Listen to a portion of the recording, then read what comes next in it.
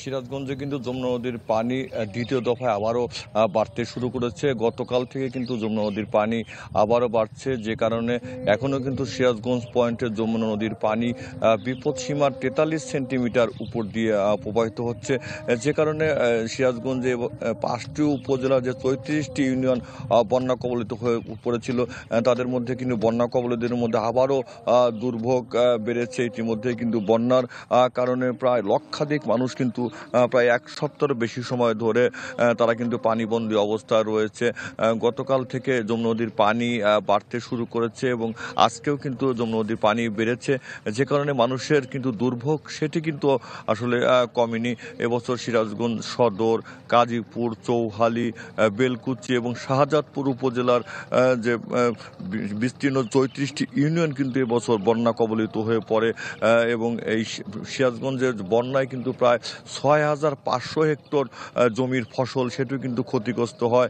অনেক কাঁচা পাকা রাস্তাঘাট কিন্তু পানিতে তলিয়ে রয়েছে এখনও, এবং বহু ঘর বাড়িতে কিন্তু পানি এখনও থাকায় কিন্তু মানুষ তাদের যে দুর্ভোগের কিন্তু সীমানায়। এদিকে আমরা কথা বলেছিলাম জেলা প্রশাসনের সঙ্গে, তিনি যেটি বলছে যে দুর্গত মানুষদের জন্য, বন্যা কবলিত যারা হয়ে পড়েছে তাদের জন্য জেলা প্রশাসকের পক্ষ থেকে আসলে ত্রাণ সহায়তা তাদের দেওয়া হচ্ছে। তবে যেটি যমুনা নদীর দুর্গম চরাঞ্চলগুলোতে কিন্তু মানুষের দুর্ভোগ রয়েছে এবং তারা কিন্তু আরও পর্যাপ্ত ত্রাণ সহায়তা এবং বিশুদ্ধ খাবার পানির তাদের একটি সংকট কিন্তু দেখা দিয়েছে।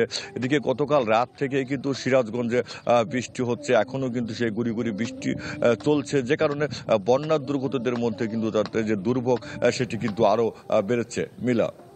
হিরক, আপনাকে ধন্যবাদ। কুড়িগ্রাম থেকে যুক্ত হয়েছেন সহকর্মী গোলাম মাওলা সিরাজ। সিরাজ, পানিবন্দী মানুষের দুর্ভোগ কতটা দেখছেন? মিলা, প্রথমে একটু বন্যার খবরটি দিতে চাই। কুড়িগ্রামের বন্যা পরিস্থিতির কিন্তু উন্নতি হয়েছে। গতকাল এবং পরশু দুদিন কিন্তু হঠাৎ করে পানি বাড়ছিল ব্রহ্মপুত্র, ধরলা এবং দুধকুমারের, কিন্তু সেই পানিটা আবার রাত থেকে নামতে শুরু করেছে। সব মিলিয়ে বলা যায় যে কুড়িগ্রামের বন্যা পরিস্থিতি অনেকটা উন্নতি হয়েছে, তবে এখনো ব্রহ্মপুত্রের পানি বিপদসীমার উপর দিয়ে প্রবাহিত হচ্ছে। আর এই যে প্রায় 3 সপ্তাহের বেশি সময় ধরে যে চরাঞ্চলের মানুষরা বা নিচু এলাকার মানুষরা যে যারা আসলে পানিবন্দী রয়েছে, তাদের যে দুর্ভোগের কথা বলেছিলেন, সেই দুর্ভোগটা কিন্তু চরমে পৌঁছে গেছে। কিছু কিছু এলাকায় একেবারে চর দ্বীপচরের কিছু কিছু এলাকায় কিন্তু বিষয়টি এমন হয়ে দাঁড়িয়েছে যে কোনো কোনো এলাকায় বিপর্যয় ঘটতে পারে, কারণ এই মানুষগুলো নগদের কাছে সব গ্রাহকই প্রিয়, তাই তো সারা দেশে ক্যাশ আউট চার্জ সবচেয়ে কম।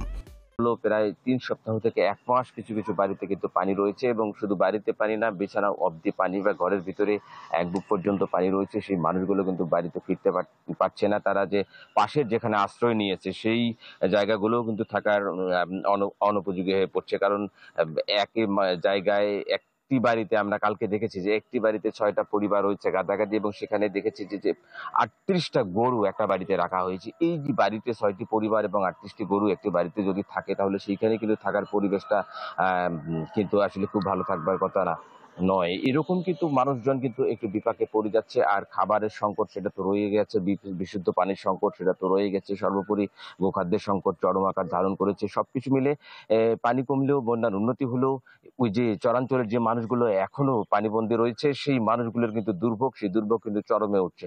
অনেকটা বিপর্যয়ে পড়ার শঙ্কা দেখা দিয়েছে কিন্তু কিছু কিছু নিচু এলাকায়। মিলা। সিরাজ, আপনাকে ধন্যবাদ। দর্শক, এবারে গাইবান্ধার পরিস্থিতি সম্পর্কে জানতে চাই। সেখান থেকে যোগ দিয়েছেন আমাদের সহকর্মী আসাদুজ্জামান মামুন। মামুন, বন্যা পরবর্তী পরিস্থিতি কেমন দেখছেন সেখানে? হ্যাঁ মিলা, গাইবান্ধায় কিন্তু বন্যা পরিস্থিতি আরও অবনতি ঘটছে বা পানি বাড়ছে। যেটা গত পরশুদিন পানি কমে গিয়েছিল, তখন মানুষজন কিন্তু প্রস্তুতি নিচ্ছিল যে তাদের বাড়িঘরে যাওয়ার জন্য, কিন্তু গতকাল থেকে ব্রহ্মপুত্র নদের পানি এখনো 42 সেন্টিমিটার উপর দিয়ে বিপদসীমার উপর দিয়ে প্রবাহিত হচ্ছে, এবং ঘাঘট, তিস্তা নদীর পানি বাড়ছে, পাশাপাশি করতোয়া নদীর পানি কমছে। তো সেই ক্ষেত্রে কিন্তু এখনো মানুষজন কিন্তু বাঁধে যারা আশ্রয় নিয়েছিল, তারা কিন্তু বাঁধে রয়েছে, আশ্রয় কেন্দ্রগুলোতে যে মানুষগুলো ছিল তারা আছে, এবং রাস্তাঘাটে যে বাড়িঘর ছেড়ে যেটাতে আপনার হচ্ছে মানুষজন ছিল তারা কিন্তু ওই রাস্তায় আছে। আমার পিছনে দেখতে পাচ্ছেন যে এরকম বাড়িঘরে আমি এখন রয়েছি গাইবান্ধার ফুলছড়ি কাইয়ারহাট গ্রামে। এই কাইয়ারহাট গ্রামে এইরকমই পরিবেশ কিন্তু এর চেয়ে বেশি ছিল আরো কয়েকদিন আগে, যেটা পানি বাড়ছিল তখন কিন্তু ঘরের চালা পর্যন্ত কাছাকাছি চলে গিয়েছিল।